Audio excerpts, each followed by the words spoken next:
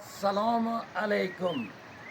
Men Egamov Subhiddin, O'zbekiston Respublikasi fuqarosi, Toshkent shahrida istiqomat qilaman.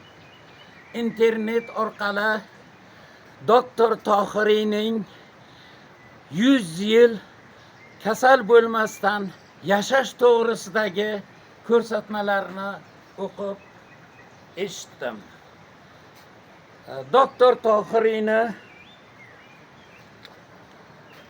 asosiy doktor Tohiriyni sanatoriyalariga kelib haqiqatdan ishonch hosil qildimki, tog' havosi, suv va turli xildagi tabiat daraxtlari orqali inson umri uzoq bo'lishiga doktor Tohiriyni tavsiyalariga asoslanib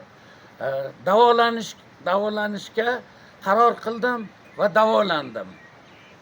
Doktor Tohiriyni bu yerda sanatoriyada ovqatlanish, ovoz chiqarib, turli xildagi o'yinlar qilib, qo'shiqlar aytib, chiroyli yugurishlar qilib, davolanish metodlari orqali shug'ullandim.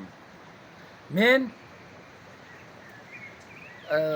mana shu tog' havosida u kishi bilan birgalikda har kuni ertalab 3 kilometrdan 5 kilometr masofasiga piyoda yurib mashqlar bajardik.